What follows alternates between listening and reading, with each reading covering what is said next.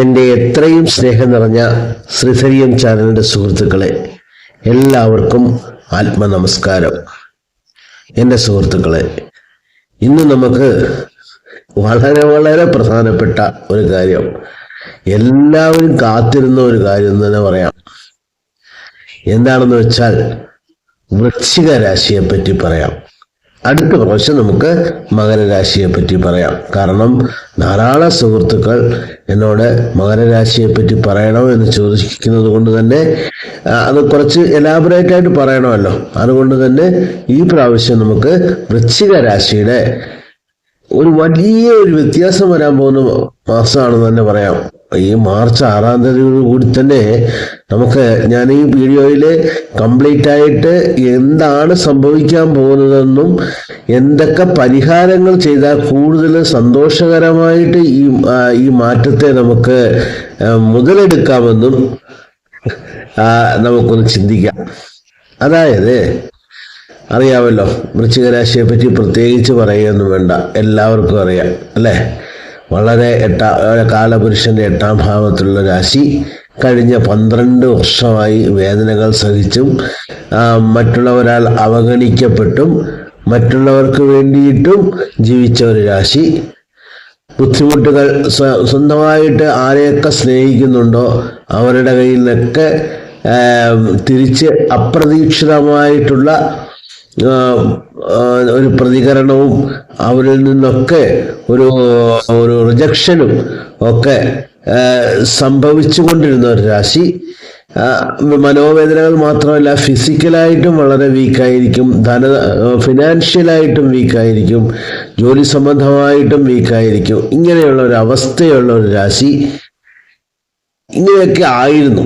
പക്ഷേ എന്നല്ല, 100% ഞാൻ പറയുകയാണ്, ഈ ഒരു മാർച്ച് 6-ാം തീയതിയോട് കൂടി വരാൻ പോകുന്ന ഒരു മാറ്റം ഉണ്ടല്ലോ, അറിയാമല്ലോ, ശനി ഭഗവാന്റെ മാറ്റം. ഈ ശനി ഭഗവാന്റെ മാറ്റം 100% വൃശ്ചിക രാശിയെ ഈ ഒരു അവസ്ഥയിൽ നിന്ന് മാറ്റും.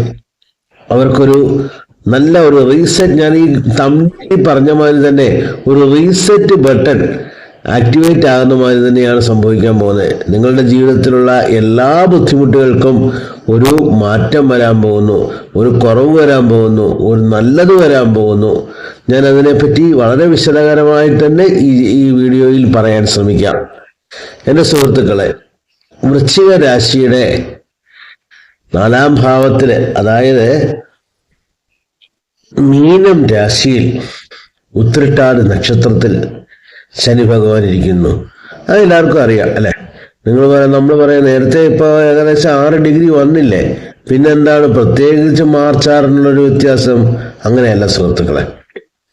അതായത് ഒരു ഗ്രഹം ഒരു രാശിയിലേക്ക് മാറുമ്പോഴും അതിന് ചില കണക്കുകളൊക്കെ ഉണ്ട്. എന്ന് പറഞ്ഞാൽ ഒരു ബാൻഡ് വിട്ടുകളൊക്കെ ഉണ്ട്. നമ്മൾ വിചാരിക്കണ്ട ഇന്നിപ്പോൾ ഒരു പർട്ടിക്കുലർ ഡേയിൽ അങ്ങോട്ട് മാറി അന്നത്തെ പിറ്റേ ദിവസം രാവിലെ തന്നെ ആ ഗ്രഹം ആ രാശിയിലേക്ക് ആക്ടിവേറ്റ് ആകുമെന്ന്. അങ്ങനെയല്ല. അതായത് നമ്മൾക്ക് നടുനക്ഷത്രം, മീനം രാശിയുടെ നടുനക്ഷത്രമായിട്ടുള്ള ഉത്രട്ടാതിയിലേക്ക് വരുമ്പം മീനം രാശിയിലേക്ക് വന്നതിൻ്റെ ഫുൾ എനർജി ആ ഒരു രാശിയിലേക്ക് വരുന്നു. അത് മാത്രമല്ല, ഈ ശനി ഭഗവാന്റെ ബാൻഡ് വിഡ്ത്ത്, അതായത് ആ ഒരു എനർജി കംപ്ലീറ്റ് ആയിട്ട് നമുക്ക് അതായത് ആചാര്യന്മാരുടെ കണക്ക് പ്രകാരം നമ്മുടെ കുംഭരാശിയിൽ നിന്ന് വിടുവിച്ച് മീനത്തിലേക്ക് വരികയാണ്. മനസ്സിലായില്ലേ? ദാറ്റ് മീൻസ് അർത്ഥാഷ്ടമ ശനി കംപ്ലീറ്റ് ആയിട്ട്, വൃശ്ചികം, ധനു, മകരം, കുംഭം എന്നൊക്കെ പറയില്ലേ. അപ്പം 5-ാം ഭാവത്തിൽ, അതായത് അർത്ഥാഷ്ടമ ശനി കംപ്ലീറ്റ് ആയിട്ട് വൃശ്ചിക രാശിയെ വിട്ടുമാറുകയാണ്. ഇതുവരെ ഇപ്പൊ നിങ്ങൾക്ക് അറിയാം, ഒരു റീസെന്റ് ആയിട്ട് ഒരു മാസമായിട്ടൊക്കെ 1-2 മാസമായിട്ടൊക്കെ വളരെ കുറച്ച് വ്യത്യാസമൊക്കെ എല്ലാ വൃശ്ചിക രാശിക്കാർക്കും ചെറിയ പോസിറ്റീവ്നെസ് ഒക്കെ ഉണ്ടായിട്ടുണ്ടാവും. കാരണം പുള്ളി കണക്കുകൾ തീർക്കുകയായിരുന്നു, ഫയൽ ക്ലോസ് ചെയ്യായിരുന്നു. അതാണ് സംഭവിച്ചത്. ഇനിയും നിങ്ങൾക്ക് ധൈര്യമായിട്ട് പ്രവർത്തിക്കാൻ തുടങ്ങും. ഗുരുവിന്റെ നോട്ടം, ഗുരുവിനെ അറിയാമല്ലോ. ഏകദേശം ഒരു ജൂൺ മാസത്തിൽ മാറുമെന്ന് പറഞ്ഞാലും ജൂൺ മാസത്തിലാണ് കർക്കിടകത്തിലേക്ക് മാറുന്നത് നമുക്കറിയാം. പക്ഷേ ഇതേ പറഞ്ഞ കേസ് തന്നെയാണ്. ഗുരുഭഗവാന്റെ എനർജി വളരെ ശക്തമാണ് ഇപ്രാവശ്യം. എന്ന് പറഞ്ഞാൽ കർക്കിടകത്തിലെ ഗുരു എന്ന് പറയുന്നത് ഉച്ച ഗുരുവാണ്. അപ്പോൾ എന്താ സംഭവിക്കുന്നതെന്ന് വെച്ച് കഴിഞ്ഞാൽ ആൾറെഡി അതിൻ്റെ ആ ഒരു ഒരു ഒരു ഇൻഫ്ലുവൻസ് സ്റ്റാർട്ട് ചെയ്യുകയാണ്. കർക്കിടകത്തിലേക്ക് ഗുരുഭഗവാൻ വന്നതിൻ്റെ ഏകദേശം സ്റ്റാർട്ട് ചെയ്യുകയാണെന്ന് വെച്ചോളുക. അതായത് വളരെ ഫോഴ്സ്ഫുള്ളായിട്ടുള്ളൊരു ഗ്രഹം ഒരു രാശിയിലേക്ക് പ്രവേശിക്കുമ്പോൾ അതിൻ്റെ ഒരു ബാൻഡ്, ഞാൻ പറഞ്ഞ പോലെ ഈ ശനി ഭഗവാന്റെ കാര്യം പറഞ്ഞ പോലെ തന്നെ അതിൻ്റെ കംപ്ലീറ്റ് ആയിട്ടത് ഒരു മിഥുന രാശിയെ വിട്ട് കർക്കിടകത്തിലേക്ക് അതിനുള്ള എനർജി സ്റ്റാർട്ട് ചെയ്യാൻ തുടങ്ങും. മിഥുനത്തിൽ ഇരിക്കുകയാണെങ്കിൽ കൂടി തന്നെ. അപ്പം അങ്ങനെ നോക്കുമ്പം നമ്മുടെ ഗുരുഭഗവാന്റെ 9ാം ഭാവത്തിലേക്കുള്ള ആ നോട്ടം നേരെ ശനി ഭഗവാനെയാണ് നോക്കുന്നത്. നമ്മൾ മനസ്സിലാക്കിക്കൊള്ളുക. ശനി ഭഗവാന്റെ എന്തെങ്കിലും ശനി ഭഗവാൻ നമ്മുടെ ആൾറെഡി നമ്മളെ അതായത് വൃശ്ചിക രാശിയെ ഒന്ന് വിട്ട് പുള്ളി ഇത്രയും നാൾ കഷ്ടപ്പെടുത്തിയതിന് എന്തെങ്കിലുമൊക്കെ തരാമെന്നുള്ള അതായത് നമ്മുടെ കർമ്മദോഷങ്ങൾ മാറിയ സമയത്ത് ആ ഗുരുവിൻ്റെ ഉച്ചസ്ഥായിയിലുള്ള നോട്ടം കൂടെ വരുമ്പം വൃശ്ചിക രാശിക്ക് ബലേഫേഷ് എന്ന് തന്നെ പറയാം. അതാണ് സത്യം. നിങ്ങൾ നോക്കിക്കൊള്ളുക. ഇത് പ്രാക്ടിക്കലായിട്ട് വരാൻ പോകുന്ന കാര്യമാണ്. അപ്പോൾ നമുക്ക് മനസ്സിലായി, ഓക്കെ, വൃശ്ചികത്തിന് നല്ലതാണെന്നും നമ്മൾ പറയുന്നല്ലേ. പക്ഷേ എന്താ സംഭവിക്കാൻ പോകുന്നതെന്ന് അറിയാവോ? വൃശ്ചിക രാശിയിലുള്ള ഉച്ച ഗുരുവിൻ്റെ ആ നോട്ടത്തെ നമ്മൾക്ക് ഡെവലപ്പ് ചെയ്യണം. ഡെവലപ്പ് ചെയ്യണമെന്ന് വെച്ചാൽ എങ്ങനെ ഡെവലപ്പ് ചെയ്യുന്നത്? അതിന് നമ്മുടെ ഗുരുവിൻ്റെ കാരകത്വം എന്താണ്? നെയ്യാണ്. നമ്മൾ പല വീഡിയോയിലും നമ്മൾ പറയുന്നുണ്ട് നെയ്യാണ് അല്ലേ. അപ്പോൾ നെയ്യ് പിന്നെ നമുക്ക് ആർക്ക് കൊടുക്കാം? എവിടെ നിൽക്കുന്നു? ശനി ഭഗവാന് കൊടുക്കാം. ശനി എവിടെയാണ് നിൽക്കുന്നത്? മീനത്തിലാണ് നിൽക്കുന്നത്. അതും ഗുരുഭഗവാന്റെ സ്വന്തം ക്ഷേത്രത്തിലാണ് നിൽക്കുന്നത്. അത് മനസ്സിലാക്കിക്കോളൂ. അപ്പം ഈ ശനിയും ഗുരുവും കൂടെ ചേർന്ന ഒരു കോമ്പിനേഷൻ ഉണ്ട്. അത് നിങ്ങൾക്കറിയാമല്ലോ. ആരാണ്? ഭഗവാൻ ശ്രീകൃഷ്ണൻ, സാക്ഷാൽ ഗുരുവായൂരപ്പൻ. അപ്പം ആ ഗുരുവായൂരപ്പന് ഒരു വെണ്ണ നിവേദ്യമോ അല്ലെങ്കിൽ ഒരു നെയ്വിളക്കോ ഒന്ന് കത്തിച്ചു നോക്കിയേ. നിങ്ങളുടെ ഗുരു എന്തെങ്കിലും തരത്തിലുള്ള ചെറിയ ചെറിയ വിഷമങ്ങൾ ഉണ്ടെങ്കിൽ തന്നെ അത് കുറച്ച്, ആ ദോഷം കുറച്ച് കൂടുതൽ ഉച്ചസ്ഥായിയിലേക്ക് കൂടുതൽ പ്രയോജനകരമായിട്ട് നിങ്ങൾക്ക് വർക്ക് ചെയ്യും. പക്ഷേ എല്ലാ വീഡിയോയിലും ഞാൻ പറയുന്ന പോലെ ഗുരുഭഗവാന്റെയും ശനി ഭഗവാന്റെയും ജാതകത്തിലുള്ള ആ ഒരു സ്റ്റെപ്പ്, അതായത് നമ്മുടെ സ്വന്തം നമ്മുടെ ജ്ഞാനം ഉണ്ടല്ലോ, നമ്മുടെ ഒരു ആരൂഢം ഉണ്ടല്ലോ, ആരൂഢത്തില് ഗുരുവും ശനിയും നിൽക്കുന്ന അവസ്ഥ 100% നമ്മൾ കണക്കാക്കണം.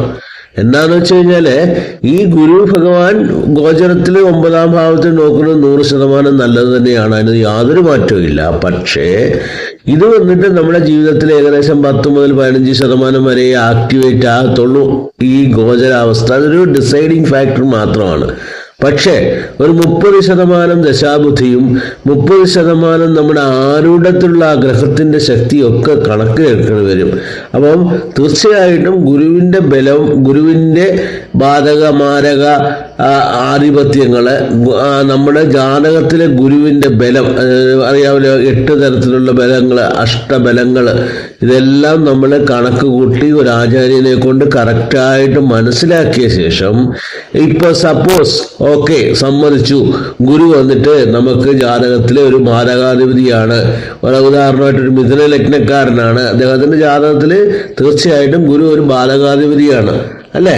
അപ്പം അങ്ങനെയാണെങ്കിൽ എന്താ സംഭവിക്കാൻ പോകുന്നത്? ആ സമയത്ത് തീർച്ചയായിട്ടും ഗുരുവിന്റെ ഒരു പോസിറ്റീവ്നെസ് ആ ഗോചരത്തിൽ അനുഭവിക്കും, അതില്ലാന്ന് ഞാൻ പറയുന്നില്ല.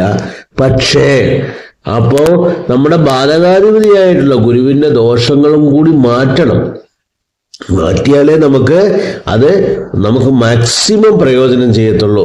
അപ്പോൾ അതിനെന്താ ചെയ്യേണ്ടത്?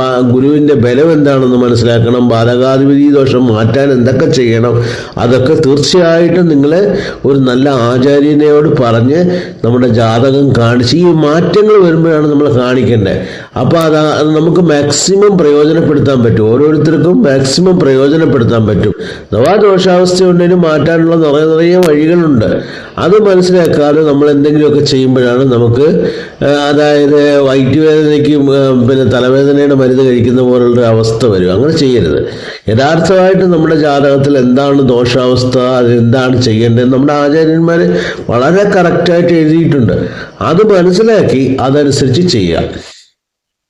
അത് നമുക്ക് നല്ല നല്ല ആചാര്യന്മാരുണ്ട്, അവരോട് ചോദിച്ച് നമുക്ക് ചെയ്യാൻ പറ്റും.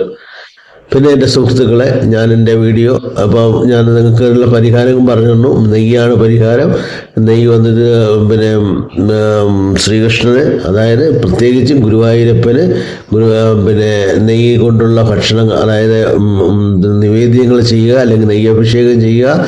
ഒരു പക്ഷേ ഗുരുവായൂരപ്പ് പോയി ചെയ്യാൻ പറ്റാത്തവർക്ക് തീർച്ചയായിട്ടും ഗുരുവും പിന്നെ നമ്മുടെ അടുത്തുള്ള ഗുരുവായൂരപ്പൻ്റേതായിട്ടുള്ള സങ്കല്പമുള്ള ക്ഷേത്രങ്ങളുണ്ട്. ആ ഒരു ക്ഷേത്രത്തിൽ പോയി അത് ചെയ്യുക. മാക്സിമം ഗുരുവായൂർ പോയി ചെയ്യുന്നതാണ് നല്ലത്. പിന്നെ മറ്റ് ഗുരുവിൻ്റെ ദോഷങ്ങളൊക്കെ കറക്റ്റായിട്ട് മനസ്സിലാക്കി അതിനുള്ള പരിഹാരങ്ങളും കൂടെ ചെയ്തു കഴിഞ്ഞാൽ വൃശ്ചിക രാശിക്ക് നിങ്ങൾക്ക് ഈ ഒരു ഗുരുവിൻ്റെ മാറ്റവും ഈ മാർച്ച് ആ ശനിയുടെ ഒരു പോസിറ്റീവ്നെസ്സും കൂടെ ചേരുമ്പോൾ വളരെ വളരെ വളരെ നല്ല കാര്യങ്ങൾ സംഭവിക്കാൻ പോകുന്നു സുഹൃത്തുക്കളെ. എൻ്റെ ഈ വീഡിയോ എല്ലാവർക്കും ഷെയർ ചെയ്യണം. എല്ലാവർക്കും ഒരു പോസിറ്റീവായിട്ടുള്ള കാര്യങ്ങൾ നടക്കട്ടെ. എല്ലാവർക്കും സന്തോഷം ഉണ്ടാകട്ടെ. എന്തെങ്കിലും തരത്തിലുള്ള ഈ ജാതകവശാൽ എന്തെങ്കിലും തരത്തിലുള്ള ദോഷാവസ്ഥകൾ മാറ്റണം, അല്ലെങ്കിൽ അതിനുള്ള പരിഹാരങ്ങൾ കാണണം എന്ന് താല്പര്യമുണ്ടെങ്കിൽ നിങ്ങൾക്ക് തീർച്ചയായിട്ടും എൻ്റെ വാട്സപ്പിൽ ഞാൻ താഴെ വാട്സപ്പ് നമ്പർ കൊടുത്തിട്ടുണ്ട്, അതിൽ കോൺടാക്റ്റ് ചെയ്യുക. തീർച്ചയായിട്ടും നിങ്ങളുമായിട്ട് സമയത്തിനനുസരിച്ച് നിങ്ങളുമായിട്ട് കോൺടാക്റ്റ് ചെയ്ത് അതിനുള്ള പരിഹാരങ്ങൾ, ജ്യോതിഷപരമായിട്ടുള്ള പരിഹാരങ്ങൾ തീർച്ചയായിട്ടും നിർദ്ദേശിക്കാം. നമസ്കാരം.